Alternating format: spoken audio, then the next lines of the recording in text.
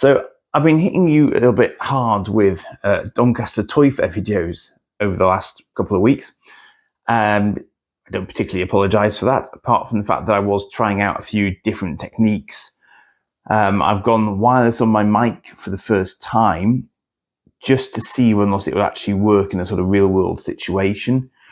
Conclusion from that was, yeah, it might work, but the connection between the wireless dongle and the phone was definitely a weak spot, and anything that knocked it would knock the audio out. In fact, I've done a previous take of this video where it just didn't pick up the audio at all for whatever reason, and unfortunately my phone didn't take over when the audio dropped on the wireless, so I'm not quite sure what went on there. So toy fairs, just before I show you the pickups, I just wanted to sort of run through my experience I had on the day, the pros and the cons of toy fairs, just give you a bit of a debrief really, because I showed you a lot of footage over the last week and a half or so, and I have to say it was one of those really good experiences, because I met Desimondo, obviously Gareth was there, I met Spectrum Flipper as well, which was all of which were completely sort of unintentional meet and greets, and it was like sort of Excelsior's domain, and I was like, yes. Cosmic Council Watcher, yes. And it was just it was nice like that. But in terms of, was it a successful toy fair and things that I went out to get, well, I had a list, and I came away with very little that was on my list. And that was one of the things I wanted to highlight to you, is that I would have expected going into a toy fair like that I would have been able to find pretty much anything going. And for a lot of people, that probably would have been the case. But unfortunately, the stuff that I'm trying to find is relatively niche because it's of a certain age. So I didn't necessarily come away with what I thought I was going to come away with, but I did come away with stuff, which I will show to you. And I am going to go from small stuff to largest bit. So you are going to have to stick around to the end, I'm afraid. So like and subscribe now before you get bored to death. Thank you. And I'll just talk a little bit longer about why toy fairs are an interesting outing. I went early bird, first time I've tried that, and that might have been a tactical error on my part, in the sense that I was filming with a very ancient GoPro of mine as an experiment, whilst also using the mobile with the wireless mic as another experiment. So my first video was mobile with wireless.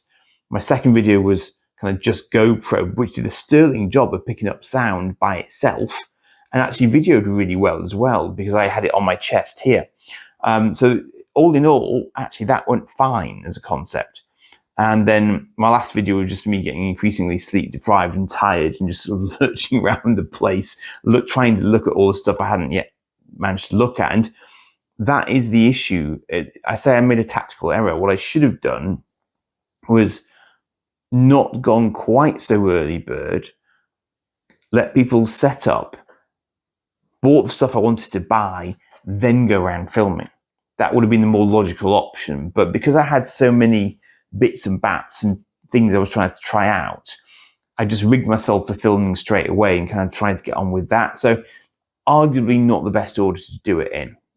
I also found it really interesting watching Spectrum Flipper's video, because it did highlight to me that my video quality, whilst it's it's perfectly fine at HD, it's not as shiny as 4K is, let's face it.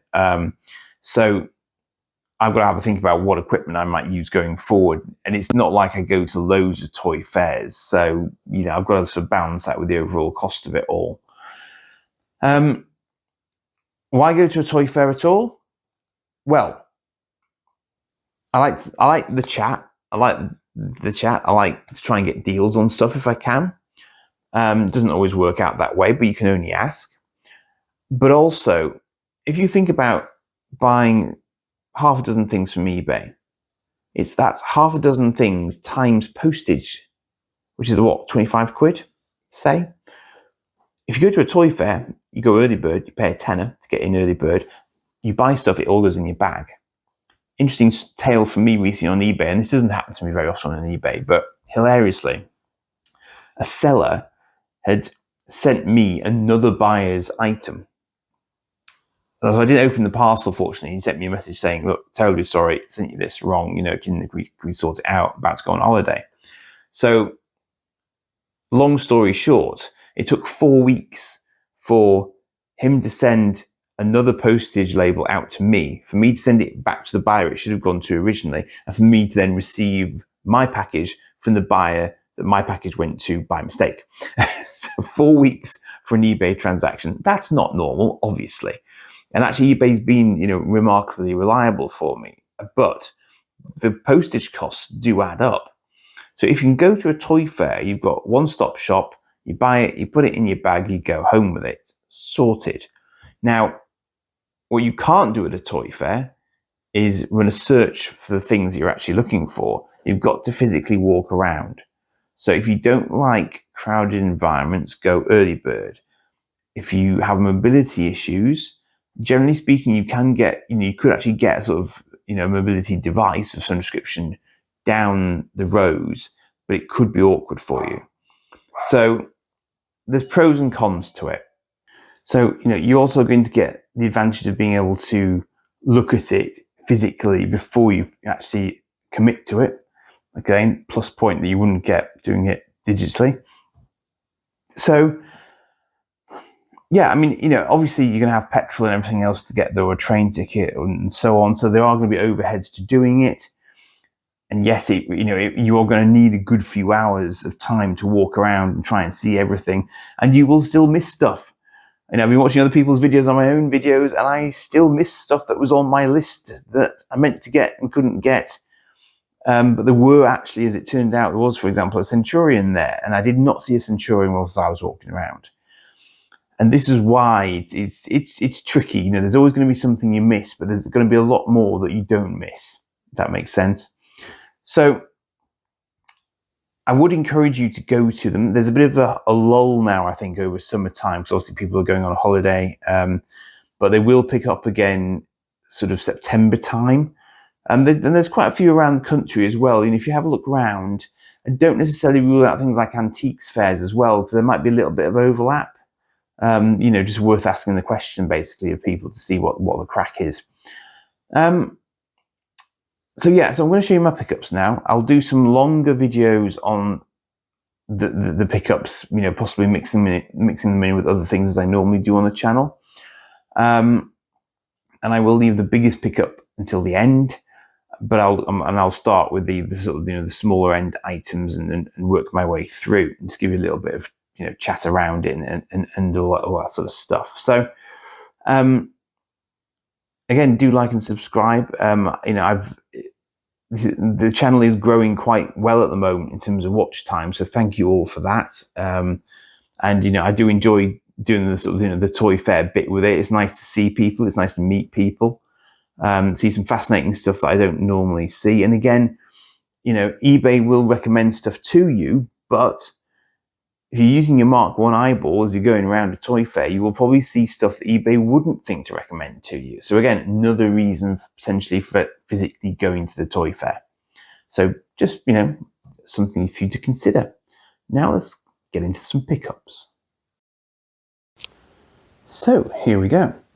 This was the cheapest of the things that I picked up on the day. And as you can see, this is a Transformers picture book. And what I found interesting about this was that this Megatron, this depiction of Megatron, is not the one that we are sort of classically used to seeing. I recognise this as being a version of Megatron that appeared in the sort of very early Transformers toy adverts that were animated. But he had this sort of very dark kind of helmet. I think it's part of his head, but the sort of the helmet shape here is much darker, and his weapon's a little bit different as well. And it's more like the sort of the actual sight of the gun that he is. And I was curious about it because I remember that Ed had mentioned that I think Marks and Spencer's or somebody like that had once released this range of sort of Transformers reading books that were just a little bit different. And this does mention Marvel. So it may well be that this came out around the time the comics were starting to come out. So it says Marvel books here.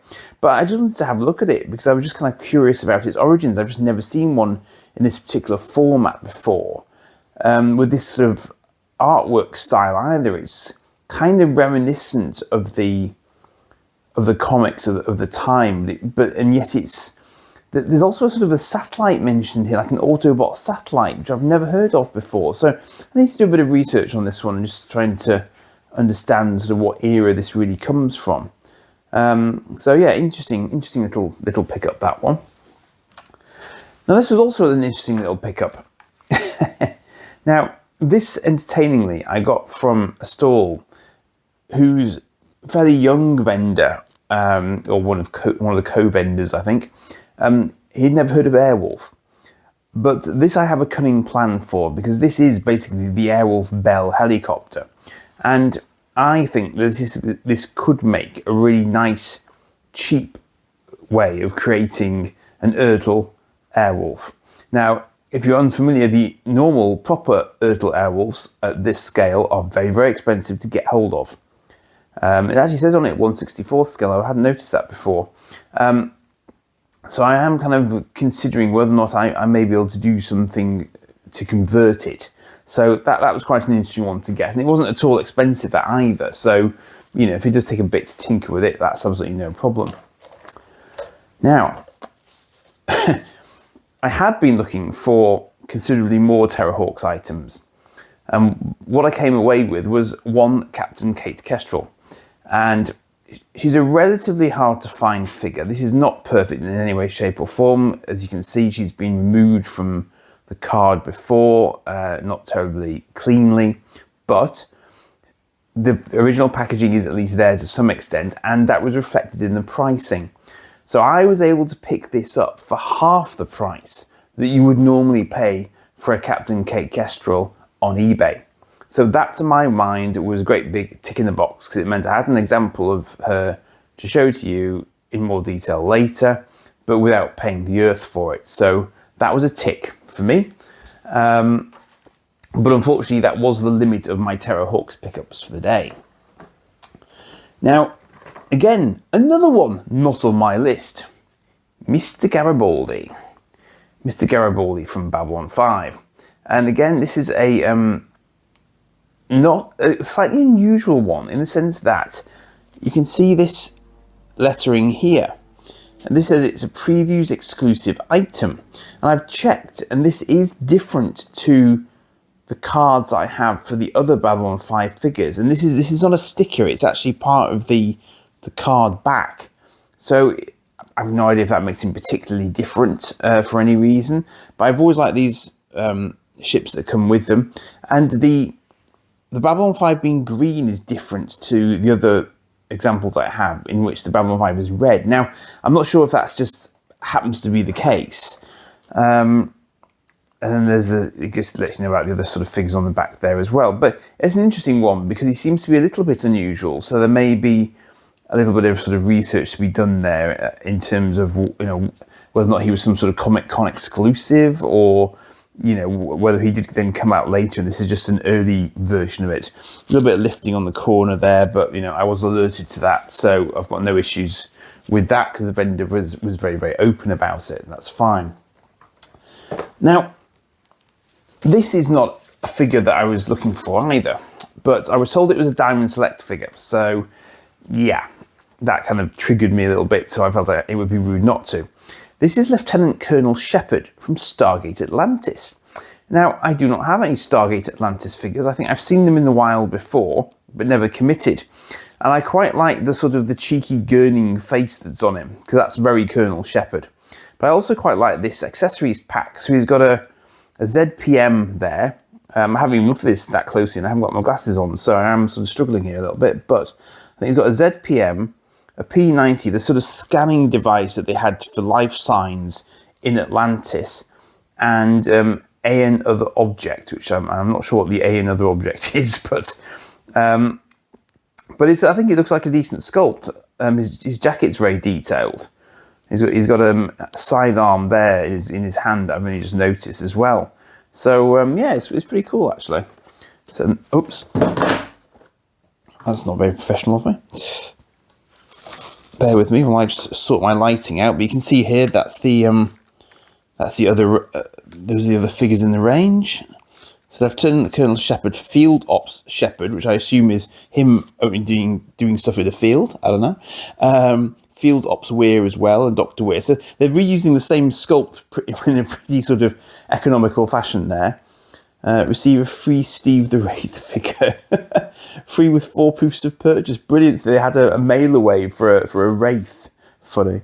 In fact, there's two Shepherds, 2 Weirs, and a Wraith. In fact, the Wraith was there. I could have had the Wraith as well, but I wasn't going crazy. As I say, it wasn't on my list. But I quite like the fact they've sort of incorporated the Stargate into the packaging. That's a nice little touch on their part. So yeah, all in all, it's let's give you a bit of a better view of the size there. It's actually not a bad offering at all. That I think it's, it would look well on the shelves and so on for display. So it's not a series I massively followed, but I've probably seen most of the episodes at some point in time, I would think. Right.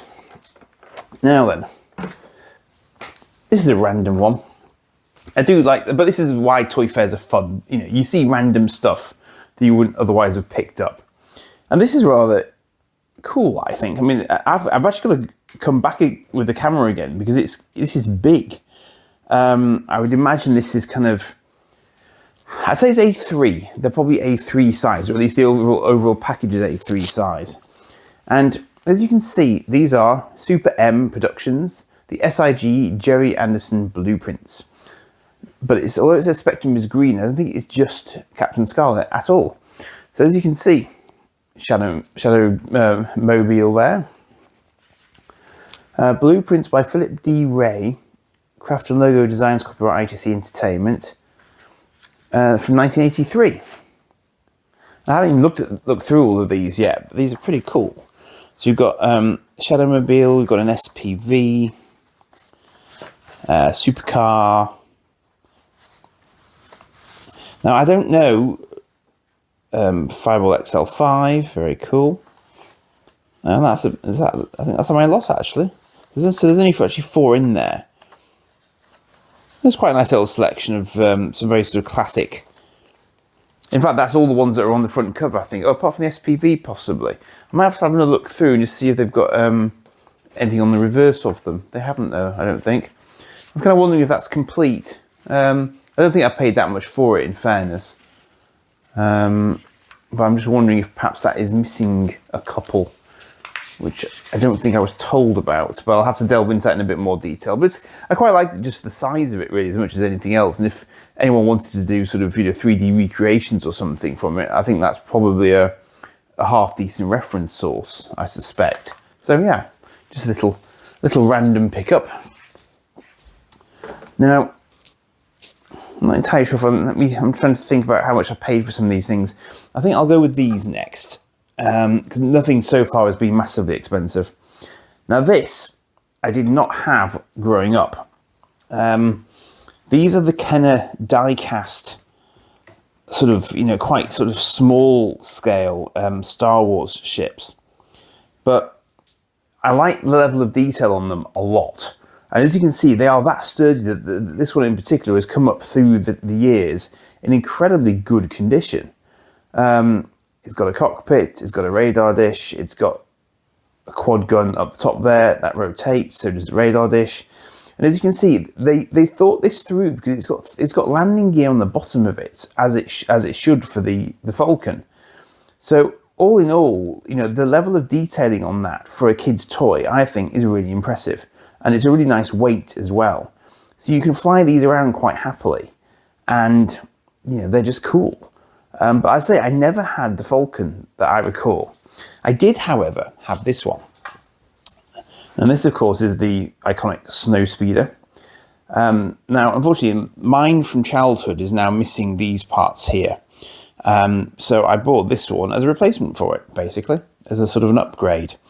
And it wasn't something that was on my list again at all, but I have thought about getting it on a number of occasions, but it presented itself to me with the Falcon, and I just thought, yeah, I kind of got to pull the trigger on that one. So nice replacement. And again, it's clever because it's got a retractable landing gear on the bottom of it. So if you want to land it, you can land it. If you want to fly it around without the landing gear sticking out, you can do. Nice touch. Nice touch. What else have we got here? Now, again, getting towards the end of the day, didn't have a lot of cash left. I was rifling through one of these loose boxes that just contain sort of bits and bats of things. And I came across this beastie. And what I didn't realise at the time was that this is actually the Jada, or Jada, however you'd like to pronounce it, version of the 89 Batmobile. And it comes with a rather natty Batman figure, which is very, very cool. And I do have a bit of a penchant for the 1989 Batmobile. And you'll have seen me in other videos, showing you the Ertl version of this in various different scales and in various different sort of even eras actually as well. But the 89 is one of my favourites. And I have Jada models, but I don't tend to take them out of the boxes. So getting one loose is actually a nice excuse for me to just display it. And it is incredibly metal and incredibly heavy, and it's incredibly nicely detailed as well. It's even got sort of flip around guns here. I think they're a little bit the worse for wear, but you can just about make that out there. So, the level of detail for something that isn't expensive, wasn't expensive to pick up at all, but I think it's just a lovely, lovely vehicle, and it's a really nicely executed version of it at a decent size. It's bigger than my hand.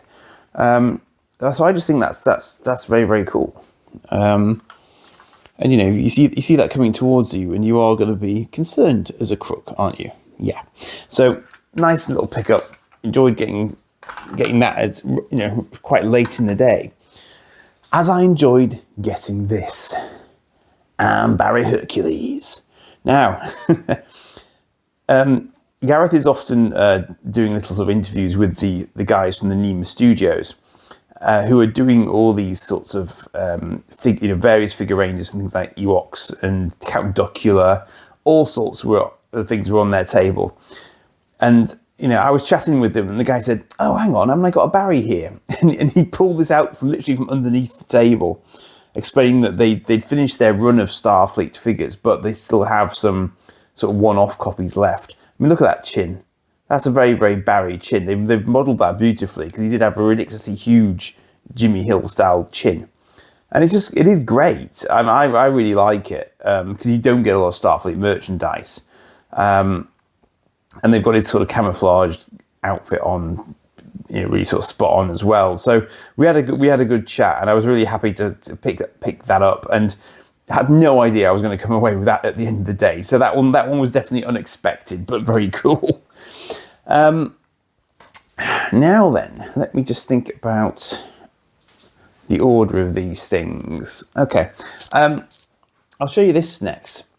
Well, in fact, I got this as this I got at the same stall as the Spectrum, the SIG sort of blueprints. Space 1999 annual. Didn't need it, but it came with this. Now, yes, I do have Dinky Eagles. Absolutely right. I have all the Dinky Eagle that I could ever need. But this one wasn't in great shape. And I say that's actually completely unfair. It's actually in very good shape. It's just that the engine bells have a little bit of chrome missing from them, so you can see the red starting to come through. But the pod is actually, broadly speaking, in better condition than the pod I have for this Eagle, which I have in very, very nice condition. So I'm going to swap the pods out. And when I've swapped the pods out, I can still sell the Eagle with a pod and probably cover what I paid for this with pod, because the pods themselves are often more expensive to get than the Eagles are alone. This is quite an early one, you can tell because it's got the yellow RCS thrusters on the landing feet. But there you go. And as you can see, this is the variant that's got the red windows. I think the one that's on the Eagle currently that I have, it has see-through windows, which is slightly more unusual, but it's got all these sticker remnants and it's lacking these stickers, these Moonbase Alpha stickers, which are common. So although this is slightly more beaten up, it will display better than the one that I have currently, I feel. So that is what I'm going to go for. I'm going to swap the pods out and possibly let go of this one, I think, as an example of a Dinky Eagle. But I say also the silver engine bells on these elements here is another indication that this is quite an old one of the more original releases. And as I say, it's in pretty decent nick. Overall, it's in pretty decent nick. So the Eagle itself is, doesn't really need anything doing to it apart from a little bit of extra chrome on the engine bells, maybe. That's it. So again, I'm very happy to get that up to pick that up at a very reasonable price. Now, another thing that I hadn't planned to get, but I have been watching this on eBay for a while. Not from the same seller, obviously, because that wasn't the thing. Now, do you remember this? This is quite an obscure one. I remember having this when I was very little. This is a Flash Gordon cap gun. And this is incredibly clean and white for its age, as of course the seller was keen to point out to me. But he's right, it is. Actually, my namesake's the seller as well. And it's got its Flash Gordon sticker, which you don't always see that still on there. So it's really, really nice. It's a cap gun. So it does have an actual sort of mechanism here. So that would come down onto it and bang. Now, there is a way to open this up further, but I haven't. The gentleman managed to do it at the fair, but I haven't been able to replicate it just yet. But there is a way to sort of get more access to it. So you can actually put the cap sort of... do you remember sort of the paper caps? So this, you'd have a sort of a reel of paper with little bits of the sort of, I assume it's gunpowder effectively, but whatever the the relevant stuff is in the middle of them, and the hammer comes down, hits that, and you get a little puff of smoke and a bang. I love the smell of them when I was little. The smell really brings it back to me. But this is just a really lovely thing. It's metal. It's got real sort of weight to it. It's not none of your sort of plastic tat, although the sight is plastic. But the thing is, the sight's actually a sight. There's actually, if I can line that up right, can you see there's actually an actual sort of targeting sight in the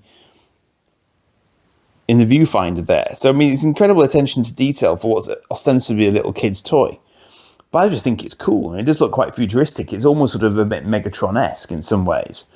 But I remember having that, and I had been watching one for a while on eBay, and then all of a sudden one presented itself. So, that was nice. Now, I said I was going to save the biggest ones till last, and that is exactly what I've done. So let me just pull the camera back a little bit here, and I will go and fetch the bigger items. Now, I'm not going to really unbox anything on this video, because obviously I'll do that on another video. But it's a simulation time. Now, this I'm told is, I think it was described to me as unused content. And this is a Playmates Borg Cube. And I don't think that these come up very often. I don't think I've even seen them on eBay all that often. I don't know whether or not they're particularly sought after. But I thought finding one in a box was nice. And I do have a few examples of Playmates Star Trek ships from the era in boxes, or with boxes at least. And I know this is going to do sound effects and stuff. I'm hoping it's going to work when I really sort of get into it. But I just thought this was a really nice example of this sort of era and of Playmates Star Trek stuff of the era. And yeah, I mean, it's a cube. It does exactly what it says on the tin. It's a Borg cube, and it's definitely not working. But nice that you can sort of get into it and sort of press the buttons through the box to test it at the time. So I'm gonna have a bit of fun just sort of delving into that one. But that is not the biggest thing. So let me take this one away and let me show you the biggest thing, if I've actually got space for it on this table. And I have to say, this was the most expensive thing that I got, and this wasn't quite what I was anticipating getting, but it essentially was. Because I've been meaning to do this for quite some time. This is actually a Product Enterprise Deluxe Eagle gift set. This was not what I was intending to get. I would have been quite happy with just a Product Enterprise Eagle. I got this from the same gentleman who sold me the Flash Gordon pistol. Now, what I hadn't really appreciated and what he was able to tell me was that Product Enterprise became, I think they're called 1812. And 1812, I think apparently now seem to be cutting back on their production a bit of Eagles because they were very expensive to make. And apparently a lot of the Product Enterprise Eagles were sold incredibly cheaply in normal stores like Matalan and places like that at one point because they were desperate to shift the stock because, it was expensive to make them, but they couldn't sell enough of them. So they were just trying to make something back on them basically. And then it did a sort of Phoenix Company thing and it became 1812. But this is a bit of a beast because I paid for it, but you get more than just an Eagle in this gift set. So what you get is a laboratory Eagle with booster rockets and a laser tank and an Alpha Moon buggy. And it presents itself thusly. So as you can see, this is an absolute monster of a set. And I will be doing a look at this Eagle alongside other Eagles that I have for comparison purposes. But it's really big. That is a big Eagle. I mean, I'm looking at this for the first time, having brought it home, and you've got the ancillary rocket booster pack there. You've got a little teeny tiny moon buggy, but in scale with the Eagle. And you've got a laser tank, which features in the later seasons, I think, of Space 1999. But I mean, aside from a little bit of yellowing on the outer packaging, the actual Eagle itself is fine. But it's just huge and it's beautifully done. Apparently the main difference between the Product Enterprise Eagles and the 1812 ones are the engine bells. So these are done in aluminium in the later versions, but the Product Enterprise versions aren't aluminium, I believe, is the right way around. But they've done it kind of like the sort of the necker boxes. So you've got this sort of fold-out flap here that's got various images from the series on it. And it's just a thing of beauty, that. And that was not at all what I was expecting to come away with. I would have been happy coming away with a Product Enterprise Eagle. So when I spotted this, had I not asked him what it was, I probably wouldn't have walked away with it because I didn't know. I didn't know that this was a thing. So again, it's a classic example of where a toy fair can really sort of bring you something or allow you to see something that you just didn't know existed normally. So I'm pretty sure that there won't be that many of these around because, it ain't cheap, but he said that he was giving it to me at a very good price. I mean, it even looks like there could even be a landing pad in there. I mean, it may not be an actual landing pad, it may just be an image of one that's in there, but it's a lovely, lovely box set. And I would never have thought to find an Eagle in a box set like this at all, ever. So I'm really, really keen to have a look at this and share it with you and just see how it compares to, well, I mean, there's a Dinky Eagle here, and it's there's not really that much of a comparison size-wise.